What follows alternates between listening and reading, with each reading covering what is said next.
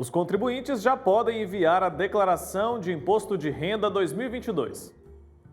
São obrigadas a declarar todas as pessoas que tiveram rendimentos tributáveis maiores do que R$ 28.559,70 em 2021. Vale lembrar que todos os valores recebidos, até mesmo os isentos e dos dependentes, precisam ser declarados. Este ano, o prazo de apresentação da declaração do Imposto de Renda 2022 vai até o dia 29 de abril. A expectativa da Receita Federal é que 34 milhões de declarações sejam enviadas até o final do período. Desde 2015, a tabela de quem deve declarar os rendimentos é a mesma. Na tentativa de facilitar o processo, a Receita impôs algumas mudanças para a declaração este ano. Entre os novos recursos estão a possibilidade de ter boa parte da ficha pré-preenchida, incluindo empresas pagadoras, valores recebidos e consultas médicas. Existe também a possibilidade de começar e terminar a declaração em diferentes plataformas com maior facilidade, por exemplo, pelo celular e pelo computador. A partir deste ano, os contribuintes ainda terão a alternativa de acessar o sistema de declaração usando a conta gov.br. O login único do governo federal permite ao cidadão acessar diversos serviços públicos pela internet sem uma conta específica para cada um. E ainda foi anunciada a possibilidade para algumas pessoas receberem o pagamento da restituição por Pix e a inclusão de uma nova categoria só para declarar criptoativos, como o Bitcoin. Os 5 lotes de restituição acontecerão entre os dias 31 de maio e 30 de setembro. Como vimos aí, tem mudanças na declaração deste ano e quem vai explicar tudo sobre esse assunto para a gente é a contadora Sucena Ramel, ela que está aqui ao vivo. Bom dia! Bom dia a todos que estão aí nos assistindo. Então, Sucena, eu queria começar falando sobre essa possibilidade de receber a restituição através do Pix. Como isso vai funcionar? A Receita esse ano trouxe essa novidade. A pessoa pode receber a sua restituição através do Pix, desde que o Pix seja do titular, né, do contribuinte. E por que isso? Porque um dos maiores erros, né, da declaração, do envio, às vezes é o erro na hora de digitar os dados bancários da restituição, a pessoa acaba digitando um dado errado e aí ela fica lá sem receber, e muitas das vezes ela não tinha esse acesso, e aí isso também é um dos principais erros da pessoa ficar sem a restituição. Então veio para facilitar um pouco a restituição para o contribuinte. Certo, e devem declarar pessoas que receberam mais de R$ 28.559,70 em 2021, mas não apenas essas pessoas, né? Quem mais que deve fazer essa declaração? Nós temos uma lista, né, de obrigatoriedade. Além dessa, tem para quem teve atividade rural com renda bruta superior a R$ 142.798,50, para os contribuintes que têm rendimentos isentos, não tributados ou tributados exclusivamente na fonte acima de 40 mil, que são ganho de capital, aplicação na bolsa, contribuinte que teve alienação ou bens e direitos, né, que são sujeitos a imposto de renda, quem tem bens acima de R$ 300 mil.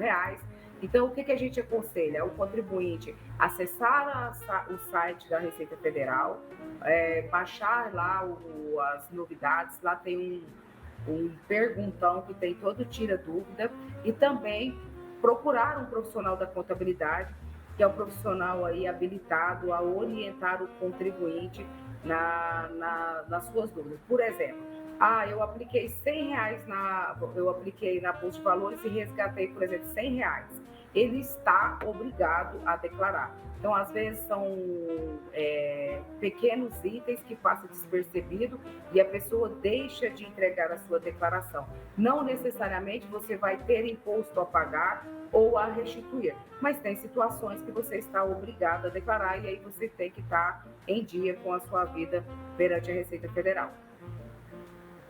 Isso quer dizer que a gente tem que declarar, inclusive, aqueles valores, aquela renda não tributável? Se for não tributável ou exclusivo na frente, acima de 40 mil, Uhum. mas aí você tem algumas particularidades, como eu disse, patrimônios acima de 300 mil reais. Por exemplo, se você vier morar ao Brasil definitivo, você tem que fazer a sua declaração. Se você sair do país definitivo, você tem que fazer a sua declaração de saída. Então, assim, são várias particularidades que eu oriento ao contribuinte a verificar, porque sempre tem dúvida. Esse ano, o imposto de renda, né, o imposto está completando 100 anos, mas a gente vem trabalhando muito, a imprensa divulga muito, mas mesmo assim o contribuinte tem muitas dúvidas.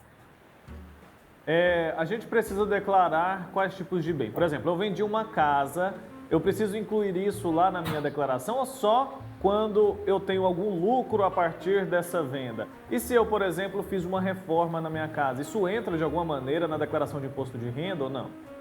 O contribuinte que está obrigado a fazer a sua declaração de ajuste, na declaração ele não pode omitir nenhum dado, mesmo que aquele dado não seja, às vezes, uma renda isenta de tributação. Então, se você vai fazer a sua declaração, você tem que declarar tudo.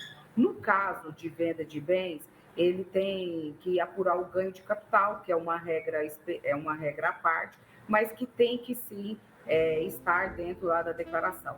Se você tem um bem, vou dar um exemplo claro, se você tem uma casa aí no valor de 100 mil reais, e aí você fez uma reforma, você pode lançar sim o valor dessa reforma lá no bem, desde que você guarde toda a documentação da reforma, porque a Receita, na hora que você atualizar o valor daquele imóvel, a Receita pode solicitar a documentação.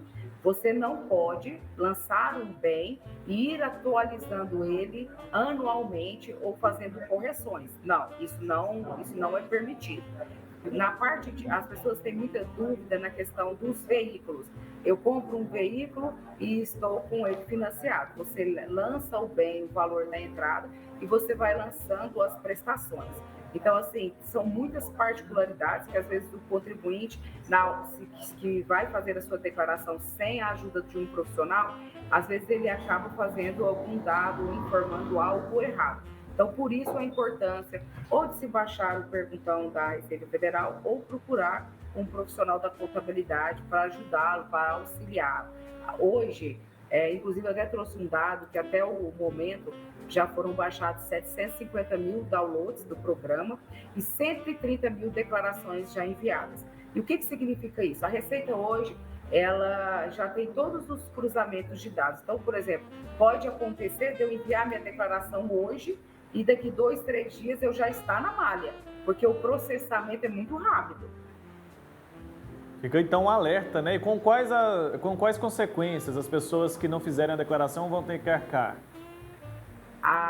O que acontece? Quem é obrigado a enviar a declaração e não fizer dentro do prazo, ela vai pagar uma multa de R$ 165,74 ou 20% do imposto devido. E vai prevalecer sempre o maior valor.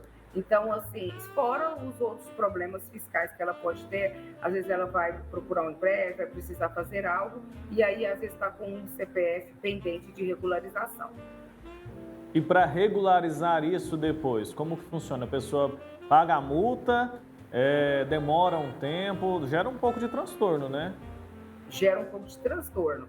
Ela tem que enviar a declaração fora do prazo, vai gerar uma multa, mas assim, não vou falar para você que vai demorar muito, porque a Receita, o sistema já está muito avançado, então ela consegue regularizar aí num prazo menor, mas dá um transtorno sim.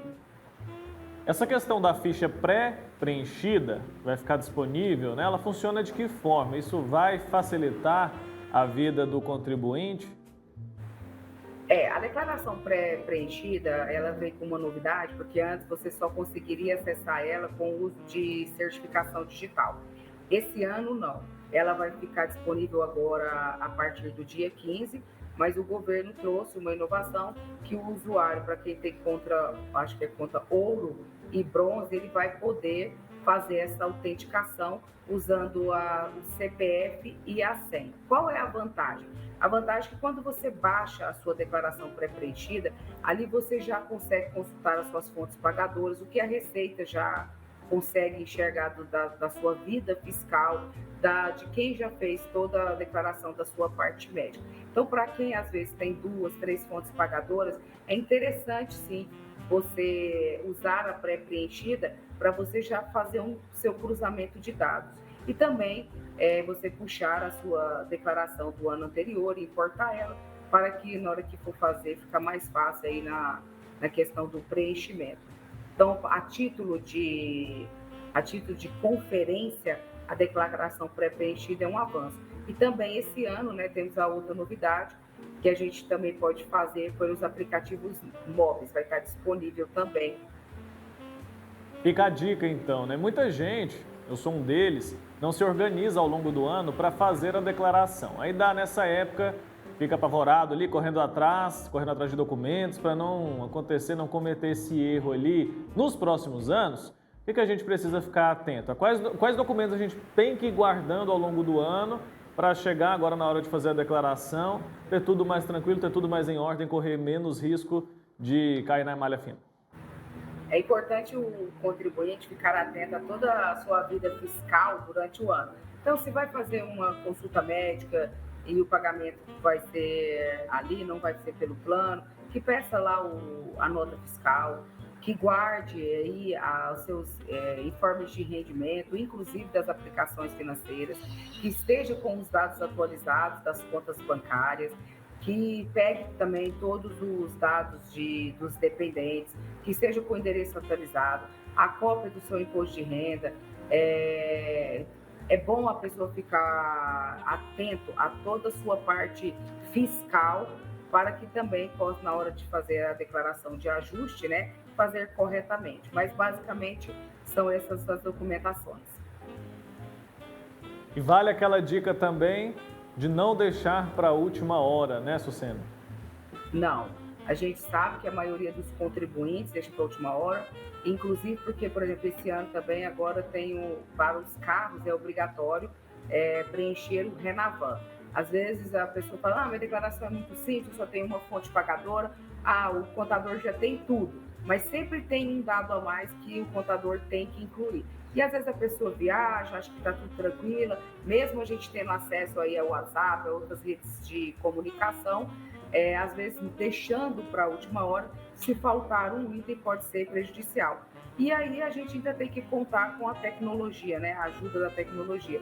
Como as pessoas também têm alguns costumes de deixar para a última hora, e aí pode dar uma sobrecarga aí no sistema, né? Ou acontecer algo que possa impedir a transmissão e aí a pessoa ter que pagar a multa aí depois. Tá ótimo, Sucena Hummel, muito obrigado pelo seu tempo aqui com a gente, por esclarecer um pouco mais sobre essa declaração de imposto de renda, que dá muita dor de cabeça quando a gente não se organiza, não se prepara. Ficou também excelente a dica de procurar um especialista, né, um profissional da área, para evitar transtornos. Até uma próxima, viu? Eu gostaria só de fazer uma sugestão para quem tem imposto a pagar, para que converse com o seu contador, porque você pode, do imposto que você tem a pagar, você pode doar 3% ao fundo do idoso e da criança ou do adolescente. Então, eu peço a todos que façam essa doação para ajudar a quem precisa e para fazer o bem a toda a sociedade. E nos colocamos aqui à disposição para qualquer dúvida e esclarecimento a todos. Isso é importante, informação nova para a gente aqui. Quer dizer, então, que qualquer contribuinte pode fazer isso? Pode fazer essa boa ação? Sim, a gente tem feito uma campanha junto ao Ministério Público para incentivar a criação dos fundos municipais. Tem algumas regras que os fundos têm que cumprir, os municípios, mas é importante que vários já estão lá credenciados e você pode destinar essa doação para qualquer lugar do país. Não necessariamente eu estou aqui em Goiânia, eu vou doar para Goiânia, não. Se você tem uma instituição que você já ajuda, se ela já estiver credenciada, só puxar lá, tem a lista e fazer essa doação, porque a gente sabe que muitas crianças precisam, que muitos idosos, lembrando que eles também, quem recebe, eles têm regra específica, eles têm que prestar conta desses valores, e nós, juntamente com o Ministério Público, a Receita Federal, estamos incentivando a doação e também fiscalizando as ações e o uso desse dinheiro. Então, é de grande valia o contribuinte aí fazer essa doação aí para esses fundos. Muito bacana. E se eu quero fazer essa ajuda, né, doar esse valor, a quem que eu tenho que procurar? É um contador Quando mesmo? você pode procurar o seu contador, ou quando você estiver fazendo, antes de transmitir, você lá no programa você pode puxar o nome das instituições que já estão cadastradas e fazer a doação lá na hora. Muito legal, Sucena. Até uma próxima, então. Abraço para você. Abraços e um bom dia. Bom dia.